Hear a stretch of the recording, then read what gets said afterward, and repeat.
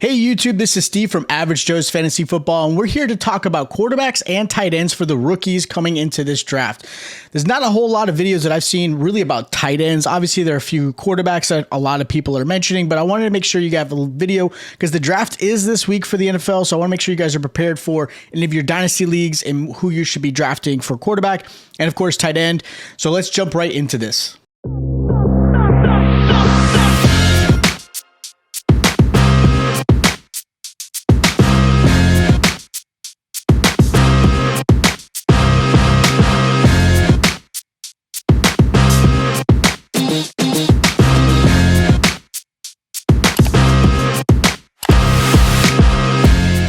Hey guys, so we're going to start off with the quarterback position. Now, let me be very clear. If this was next year or the year after, a lot of these quarterbacks I'm going to mention will probably not even be considered even the top quarterbacks to go into the draft. And a lot of that always is.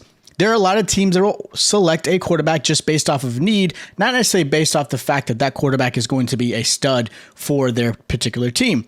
A la Panthers this year, maybe the Falcons. There's certain teams that will be looking at getting a quarterback, which in hindsight, you're going to need one, right? Especially if you're in a super flex, you're going to need to draft maybe one of these quarterbacks depending on where you are on your roster.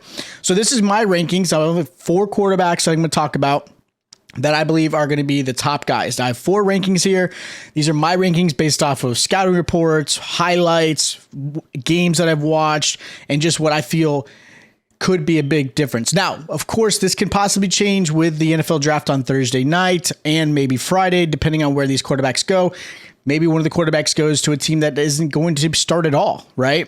Then that might play a different factor when you come and have your draft. So, first guy I want to talk about is Desmond Ritter. I have him as my number 1 quarterback going into the season. That's kind of strange. A lot of people talk about Malik Willis or, Pickett, there's Sam Howell even, and all those guys I do mention in here, but I like Desmond Ritter a little bit more. Desmond Ritter, I love his poise. He makes really good decisions for the pocket. He can run if he needs to. He actually finished with a 4.52 40, which is awesome stuff. He has the ability to do the RPOs. He can run out of the pocket. He can scramble and make plays. So those are a lot of things I like about him. His comp right now on Player Profiler has him as Alex Smith, but I think a little bit more athletic, but a better arm. He's got a cannon for an arm considered where Alex Smith kind of lacked that. Alex Smith was a more accurate quarterback than Desmond Ritter.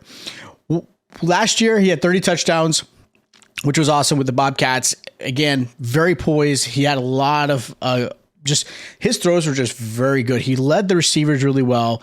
He led them open.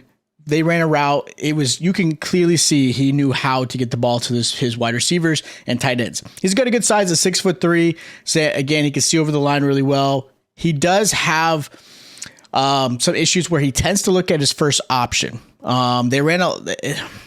If he's in the right system, that might help him, but he does go through his first read, and sometimes his progression doesn't always get there, and sometimes that makes him either throw the ball away or, again, make a bad decision and hit the ground or something like that. So that's the only downside I have with Desmond Ritter is that he, just based off that offense, he was more of a one-read offense, did lack some of that poise when it came to reading the defense very well and obviously making the right play. So that's my only concern that I really have with him. But otherwise, his size, his speed, his arm strength, a lot of pluses that I do believe is going to help him be a little bit better than Malik Willis.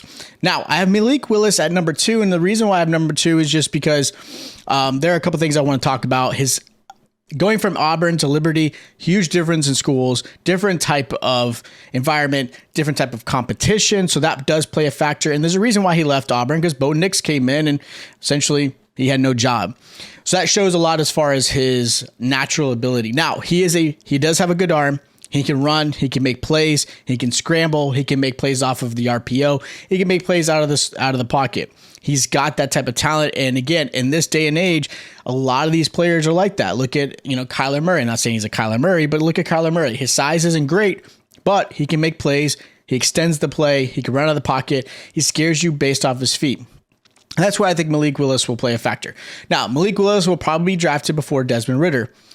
That will change how my rankings will be after the draft, and I'll do a new video after the draft that happens this week, just to kind of give you a better understanding where they really should be based off of their team. But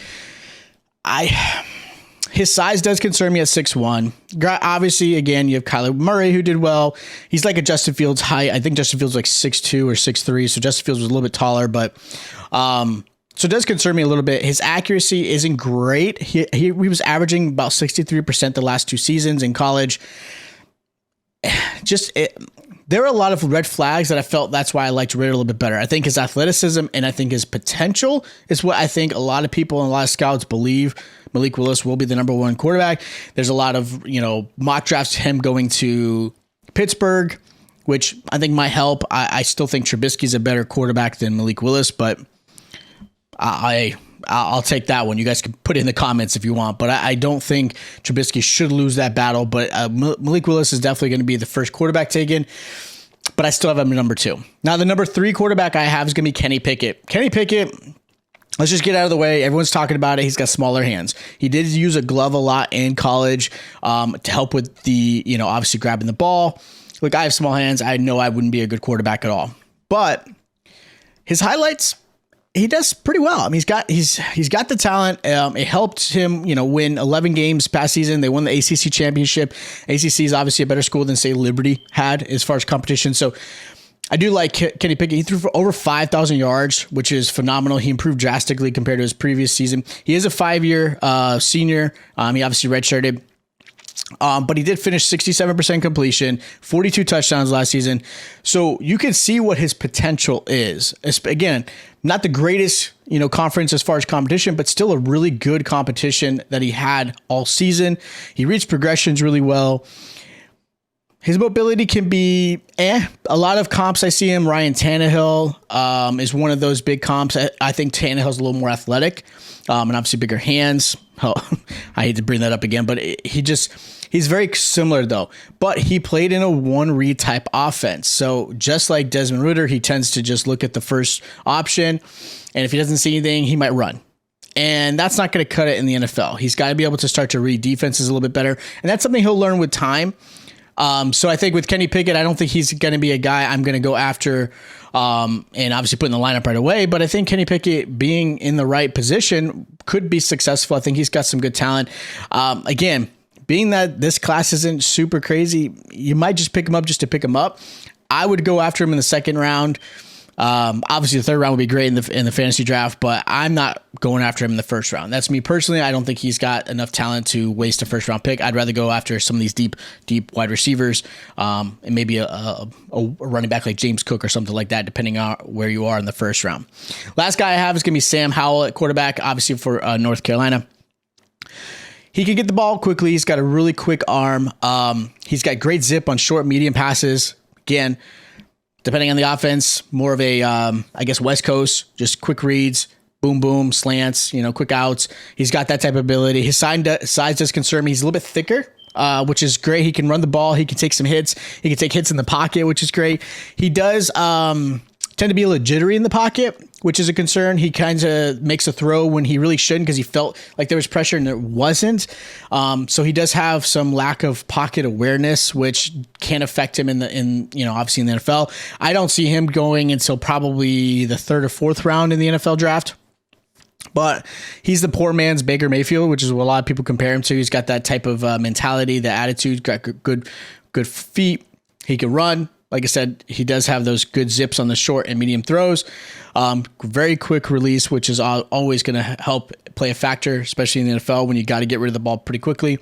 And he does have a really good job of leading his receivers. A lot of the highlights I watched him, whether it be a deep ball, maybe it's a seam, maybe it's a post. He did a really good job of leading them open in between the safeties, which was a good thing.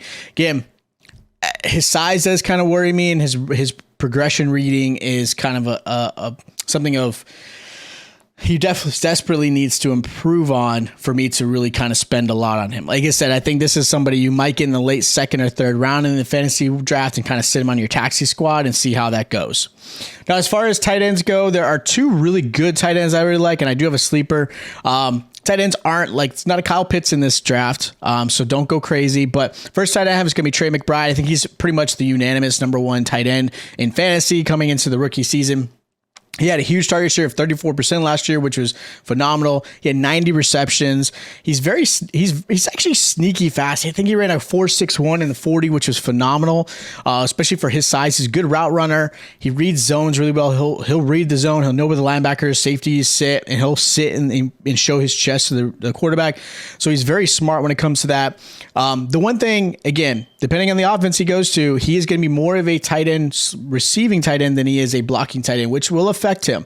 Obviously, a lot of offenses want a tight end that can also block as well to keep him on the field at all times. He's not quite that. He's more of like I would say a little bit more athletic Evan Ingram, hopefully without the injuries. And a little bit better catch rate than obviously Evan Ingram did. Like I said, he's definitely someone that I think you can get depending on where you are as far as your tight ends, or if you're in a, maybe your tight end has 1.5 reception points. He might be an end first round pick, mid second round pick as far as the draft goes. I think that's where I would put him. One concern I do have with him, he's not a really huge red zone threat. He didn't have a lot of touchdowns in college. They didn't utilize him enough. And when he was there, he didn't show a lot of dominance. That was kind of a concern, especially with his size. He has the ability to box his defender out kind of like in basketball, but he just didn't have that grit, I guess. Where the next tight end I have is Jalen Weidemeyer. He is that guy. So he's definitely a red zone threat. He's got good size. He can box you out. He knows how to get up after the ball at the top. He knows how to play the jump ball really well. He uses his body really well as far as getting, the defender behind him. Again, blocking is a concern. That's something that a lot of these tight ends in college just don't really do a great job unless they're just a run offense. So blocking is a concern, just like McBride. I think he has a little bit better size, so I think if you give him some really good coaching, I think he can help it. He does lack a little bit of upper strength, which is kind of surprising with how big he is, but he is willing to stretch the middle of the field. He has great routes down the seams. He can obviously read the post really well. He's definitely that guy who's going to spread. If you've got a nice little offense, he'll be that threat down the middle that will help you, help your receivers on the outside. Again, blocking is just the biggest thing I have. He does have some, I would say, stupid drops. I'm just going to say it. There are a lot of times his catch rate isn't super high, and he drops some of the easiest passes, but then he makes some crazy catches. So that is something that I want to see him improve upon. He's got some good sized hands where drops shouldn't really happen, where like McBride is definitely a better receiver for sure. But I like Weidemeyer. I think he's going to be another good one. Now, my sleeper is going to be Isaiah Likely. He's definitely improved as a blocker going into his last season. His catching ability is phenomenal. He's got good hands. His catch rate is 76% last season, which was phenomenal. Again, one of the better catching tight ends. He does have some route issues. They didn't really run him a lot. He tends to run his routes. He rounds them a lot. He kind of drags his routes. He doesn't necessarily make them very crisp. So getting off of a linebacker does make it a little bit of a challenge. So he doesn't always get open the first opportunity he can. He kind of has to try to outrun his defender. But get a lot of great athleticism. I think, again, getting the right coaching staff for him, I think he's my sleeper. He's the one guy that I'm going to try to go after him in my drafts. Again, I'm not going to spend super, super heavy on the draft pick for him, but as far as tight ends go, he's one that I really like a lot. Like I said, he can outrun a lot of linebackers. He's got some big play in him. His catching is amazing. Again, given the right circumstance, if he's got the right coaching staff, he will be able to improve on his route running. That's something he can learn where he didn't necessarily have great skill set in college. If he can get that, he had 12 touchdowns last season. This guy is going to be my sleeper. I absolutely love Isaiah Likely. He's definitely one of those that I'm going after.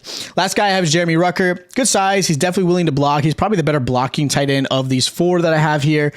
He was used a lot less in Ohio State, so his route tree isn't great, but he was in Ohio State. Olave, Garrett Wilson. So his target share was very low. He only had 10%. So you didn't get to see him utilized a lot just because you had such great receivers on the outside. And I don't blame, obviously, Stroud for throwing those guys instead of Rucker. So Rucker is one of those guys that he's got good speed and good size. A lot of his gameplay is going to be based off potential, based off of what he showed in the pro days, of his athleticism, based off the fact that he is willing to block. I think he's going to be one of those guys that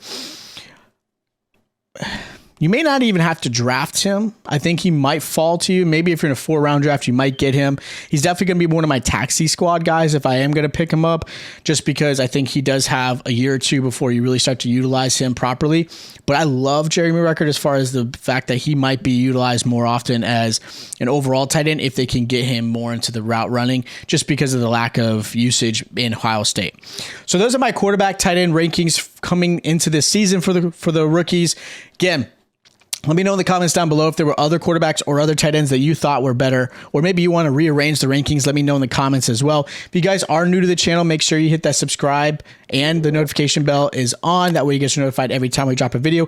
We will be live streaming the first round draft coming up. Maybe the second and third, we'll kind of see how that goes. But the first round we'll be live streaming. We want to talk about where these players are going, how it's going to affect your fantasy, and obviously getting prepared. A lot of people are drafting this weekend or the week after, so I want to make sure you guys are prepared for that. Make sure you check out our other videos, our running backs and our wide receivers. And of course, always check out our other Dynasty videos as well to help you guys out for your upcoming season and the future. If you guys do have other questions, hit us in the comments, or of course, you can follow us on Twitter and Instagram. Our socials are up there. Make sure you follow us on there as well. All right, and I'll check you guys out next time.